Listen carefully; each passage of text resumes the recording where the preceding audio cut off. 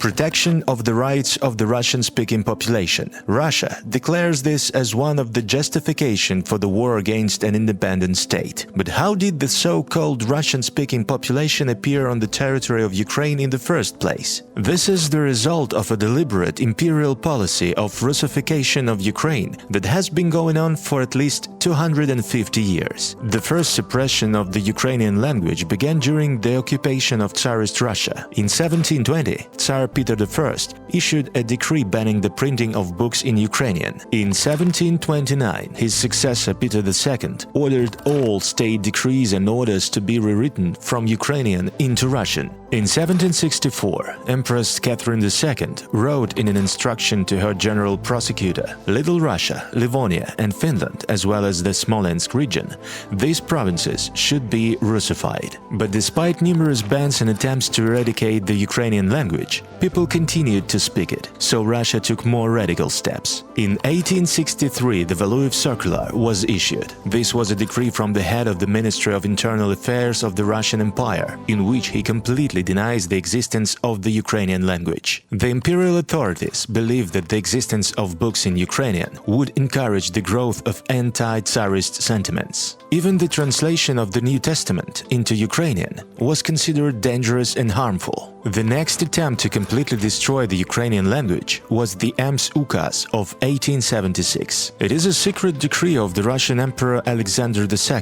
which prohibited the import of books written in Ukrainian from abroad into the territory of the Russian Empire. It was not allowed to print books in Ukrainian or make translations from foreign languages, not even text and sheet music. Public readings in Ukrainian prohibited. Ukrainian theater performances or concerts featuring Ukrainian songs prohibited. This decree abolished the Ukrainian language in primary schools, and even teachers were immediately replaced by Russians. From 1917 to 1920, the period between the imperial and Soviet occupations of Ukraine was a time of revival of the Ukrainian language. Ukrainian has been reinstated as the language of legislation, administration and the military. Numerous Ukrainian schools, libraries and publishing houses have opened. But then came the USSR. The communists were more inventive than Imperial Russia when it came to the Ukrainian language. First, they implemented the so-called Ukrainization policy. The idea is to allow people to communicate in their own language. In contrast to Tsarist Russia, this made the local population more loyal to the new occupiers. On the other hand,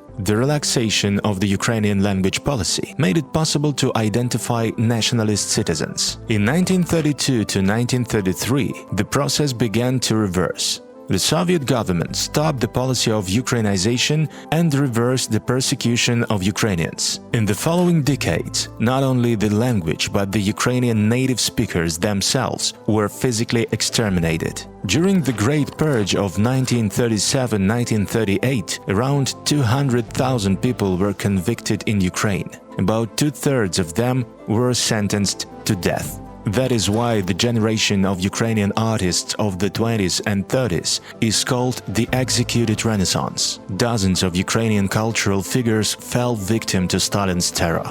The Soviets even went so far as to remove the unique letter G from the Ukrainian alphabet, because it was too nationalistic. But even this was not enough for the Soviet authorities. On 22nd of October 1947, they launched Operation West. By the end of October, more than 7,600 Ukrainians had been forcibly evicted. An estimated 2.88 million people were displaced from Ukraine between the late 1920s and the early 1950s. The eviction and extermination of the Ukrainian speakers went hand in hand with the Russification of education. Over the past 100 years, the number of people in Ukraine who consider Russian their native language has increased threefold. History shows that the Russians first force you to speak Russian, then they take away your land, your property and your citizenship. In 2016, half an hour per week was allocated for Ukrainian language teaching in the occupied territories of Donetsk and Luhansk oblasts. By 2019, there were no longer any schools in Crimea where Ukrainian could be learned. During the full-scale war, more than 200 cases of linguicide of the Ukrainian language were documented located in the temporarily occupied Ukrainian territories. Once again, the Russians confiscate Ukrainian books and ban education in Ukrainian language. In addition, they are replacing Ukrainian television with Russian. There have also been cases of persecution and torture of Ukrainian citizens for using the Ukrainian language. It seems that history has taken a turn, and it has returned to the point where Ukrainians are being killed for their language. This brings us back to the fact that Russian is not the native language of Ukraine, but the language of the occupiers imposed by force. However, despite Russia's best efforts, the number of people in Ukraine who consider Ukrainian to be their mother language has risen to 84%. It was cited as the language of communication by 71% of respondents. By treacherously attacking Ukraine, Russia has destroyed the narratives of commonality between Russians and Ukrainians that it has been cultivating for years through hybrid methods.